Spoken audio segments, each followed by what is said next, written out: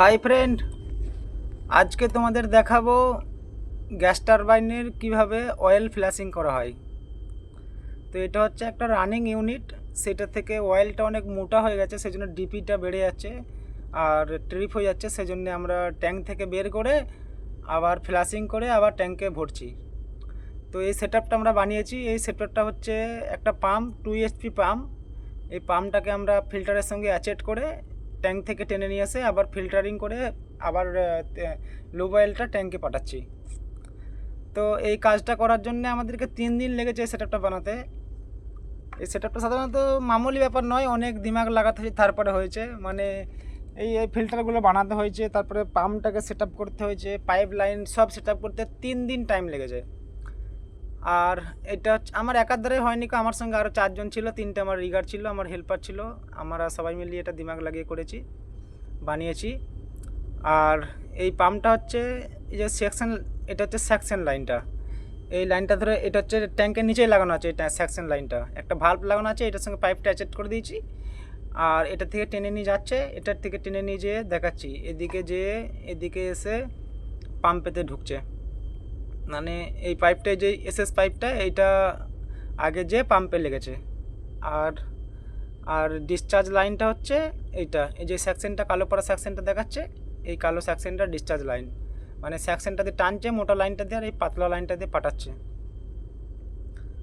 এই যে এইটা হচ্ছে ডিসচার্জ লাইন, এটা হচ্ছে ট্যাঙ্কের টপে লাগানো আছে। আর এই টপে লাগানো আছে সেই জন্যেই তেলটা নিচে থেকে টানবে আর উপরেতে ফেলবে, সেই জন্য হচ্ছে এটা লাগানো। আর এটা সিস্টেমটা এরকম দ্বারা। আর এইটা হচ্ছে পাম্পটা, স্ক্রু পাম্প, এটা গিয়ার পাম্প। এই গিয়ার পাম্পটা হচ্ছে রেসিপ্রোকেটিং গিয়ার পাম্প। এটার মধ্যে দুটো গিয়ার রয়েছে, আর এই মোটরটা দিয়ে এই গিয়ার পাম্পটা চলছে। আর গিয়ার পাম্প যারা কাজ করে তারা ভালোভাবে জানবে গিয়ার পাম্পে কী কী থাকে না থাকে।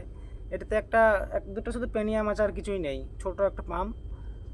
আর এটা হচ্ছে ফিল্টারে এই দিয়ে কোন দিকে কোনটা করলে চালু, এখন যেমন ওই দিকেটা চালু আছে, তো এইদিকে করা আছে এই যে মার্কিং।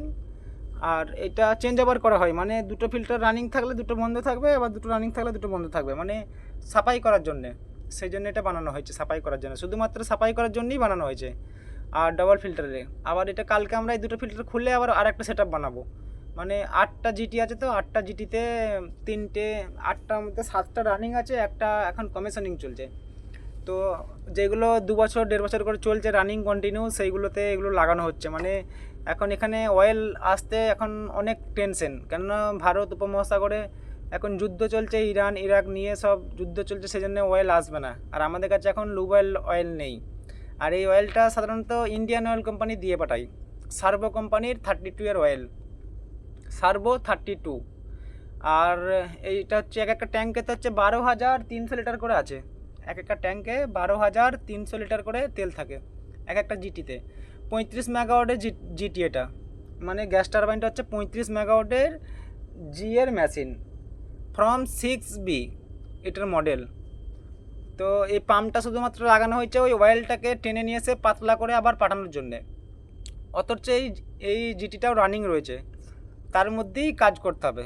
মানে কিছু করার নাই কো, অনেক সময় এমার্জেন্সিতে রানিং অবস্থাতেও করতে হয়। তো আমরা সবাই মিলে সেট আপ করছিলাম। এটা হচ্ছে আমার একটা বন্ধু, সে আমার রিগার, আমার সঙ্গে ছিল সারাদিন, আমাদের এই কাজই ছিল কালকের। আর আজকে সেট আপ করে এটা রানিং চলছে। আজকে হচ্ছে 15ই মার্চ, আজকে রবিবার। আজকে রবিবার আমাদের ডিউটি আছে, সানডে ডিউটি, কেননা অনেক সময় এমার্জেন্সি পারপাস আসতে হয়, কিছু করার নাই কো, কী করবে। আর আমরা কাজ করতে এসেছি, আমাদের জন্যই চলছে প্ল্যানটা। আমরা যদি না আসি তাহলে কী করে চলবে, কীভাবে চলবে। তো এটা হচ্ছে ফিল্টার সেট আপটা। এটা 4টে ফিল্টার আছে, তার মধ্যে 2টো রানিং আছে, 2টোতে ফিল্টার লাগানো আছে। আর এটা হচ্ছে পাম্প সেট আপটা, এটা হচ্ছে পাম্পটা। এই পাম্পটার সঙ্গে ফিল্টারটা অ্যাটাচ করা আছে। আর এই দিক থেকে এই লোহার পাইপটা সেকশন টানছে, আর প্লাস্টিকেরটাতে ডিসচার্জ দিচ্ছে। তো যারা যারা লুব অয়েল ফ্ল্যাশিং করেছে তারা সবাই জানে, আবার অনেকজন জানেও না। যারা মেকানিক্যাল ইঞ্জিনিয়ারিং কাজ করছে তারা যদি দেখে তাহলে বুঝতে পারবে, তাদের অনেক কাজে আসবে। যারা আইটিআই করছে, যারা বিটেক করছে, যারা ডিপ্লোমা করছে মেকানিক্যাল নিয়ে, তাদের জন্য খুবই উপকার এই ভিডিওগুলো। তো আগে যারা আছে তারা যদি আমার ভিডিওগুলো দেখে, একটা একটা করে আমি অনেক ভিডিও ছাড়া আছে, তারা দেখলে বুঝতে পারবে। আর সাধারণত এটা সাধারণ কাজ নয়, এটা এই কাজটা করতে গেলে মেকানিক্যাল ইঞ্জিনিয়ারিং পড়ে আসতে হবে। যেমন আমরা কমপ্লিট করেছি একটা করে কোর্স, মেকানিক্যাল ইঞ্জিনিয়ারিং কমপ্লিট করে তারপরে এই কাজেতে এসেছি। আর এই কাজটা হচ্ছে, এর কি কাজ, জিটি গ্যাস টারবাইনটা কী করে?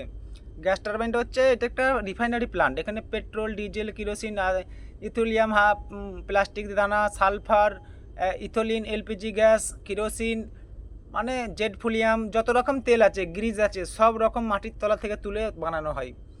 অ্যাকচুয়ালি মাটি যেরকম ধরো আমাদের পশ্চিমবঙ্গেতে মাটির নিচে থেকে পানি বের হয়, এদের এখানে এটা তেল বের হয়। মানে এদের এখানে 1-1.5 ফুট 300 ফুট গর্ত করলেই তেল বের হয়। সেই তেলটা হচ্ছে কাঁচা তেল, কালো কালারের একটা ক্রুড অয়েল বলে এটাকে। ওই ক্রুডটাকে রিফাইন করে, যেরকম আমাদের ওখানে সরষেকে ঘানিতে পিষে সরষের তেল বানায়, সেরকম এটা হচ্ছে স্টিম দিয়ে এই ক্র্যাক করে এই ক্রুডটাকে ফুটিয়ে ডিজেল, কিরোসিন সব রকম বানানো হয়। তো আস্তে আস্তে দেখাবো, এটা হচ্ছে সাকশন আর ডিসচার্জ লাইন, এই দুটো লাইন আস্তে আস্তে অনেকগুলি দেখাবো। সব রকম ভিডিও তো দেখানো সম্ভব নয় একদিনে, তো একটা একটা করে প্রতিদিন দেখাই। তো এই সেটআপটা আজকে আমার দেখানোর দরকার ছিল, সেই জন্য মনে করলাম, তার জন্যই দেখাচ্ছি। এটা হচ্ছে মাস্ট, এটা দরকার পড়ে, খুবই দরকার পড়ে প্রত্যেকটা গ্যাস টারবাইনে, স্টিম টারবাইনে, সব জায়গাতেই এটা দরকার পড়বে। আর এটা হচ্ছে অনেক বুদ্ধি লাগে এটা লাগানোর জন্যে, অনেক দিমাগ লাগাতে হয়, না হলে এমনি এমনি হবে না। আমাদের ইঞ্জিনিয়ার নিজেই খুঁজে পাইনি কেমন করে কী করে করব। তো আমরা যারা টেকনিশিয়ান ছিলাম তারাই এটাকে বুদ্ধি করে লাগিয়েছি বানিয়ে সেটআপটা। আর এটা হচ্ছে লিকেজ হচ্ছে, এই যে অয়েল টপকাচ্ছে, টপ টপ করে পড়ছে, মানে আমাদের কাছে পর্যাপ্ত পরিমাণের হস নেই। হস পাইপ না থাকার জন্য পুরাতন হস পাইপ ইউজ করেছি আমরা, সেই ইউজ করার জন্যে এই লিকেজটা হচ্ছে। যদি এটা নতুন হস থাকতো তাহলে ক্ল্যাম্পিং করলে আর লিকেজ হতো না। আর এটা হচ্ছে এনআরভি, নন রিটার্ন ভাল্ব। এই এনআরভিটা হচ্ছে পাম্পে যেন অয়েল না খালি হয়ে যায়, তার জন্যে এনআরভিটা লাগানো আছে। আর এই পাশে একটা স্টোনার আছে, স্টোনারটাও দেখাচ্ছি। আর এনআরভিটা ছোট্ট একটা প্লেট, 2 ইঞ্চি 150 প্লেট, মানে 2 ইঞ্চি 150 প্ল্যান, তার মধ্যে। আর এটা হচ্ছে স্টোনারটা।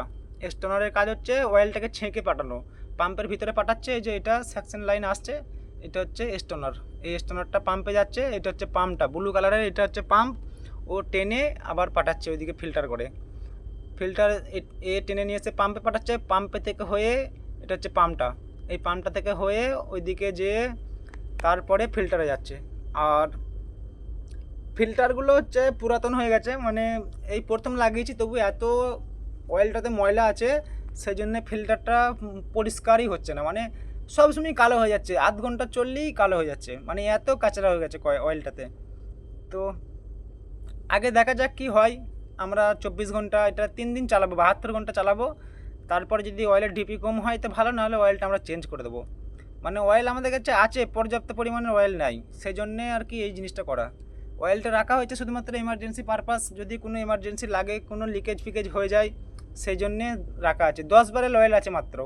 আর ওয়্যার হাউসেও আছে, আমাদের আনা হয়নি কো, কিন্তু এখন আমাদের কাছে এখন যতটা দরকার ততটা না। একটা জিটিতে 60 ব্যারেল দরকার। 60 ব্যারেল মানে হচ্ছে 205 লিটারের ব্যারেল, 12,300 লিটার। তো 12,300 লিটার অয়েল যদি আমরা এটাকে 2-3 দিন চালিয়ে যদি ফ্লাশিং করে দিতে পারি, তো প্রচুর টাকার ব্যাপার, 70-80 লাখ টাকার ব্যাপার, বিশাল ব্যাপার। তো আমাদের স্যালারি কত টাকা, তাই স্যালারি ওদের হয়তো 2 লাখ টাকা লাগবে 3 দিনেতে। তো 80 লাখ টাকার মালটা 2 লাখ টাকা দিয়ে যদি হয়ে যায়, তাহলে করবে না কেন? তো তার জন্য বিশেষ কাজের জন্য এটা হচ্ছে লাগানো। এটা যে সেকশন লাইনটা এদিকে এসে ওটা ওখানে জয়েন্ট হচ্ছে, আর ডিসচার্জ দিয়ে এসে ফিল্টার হয়ে ট্যাঙ্কেতে যাচ্ছে। তো এইটুখানি ছিল আমার ভিডিও দেখানোর। আগে আরও ভিডিও তোমাদেরকে দেখাবো। আর আমার ভিডিও যাকে যাকে ভালো লাগবে, একটা লাইক, একটা সাবস্ক্রাইব করে আমার পাশে থাকবে।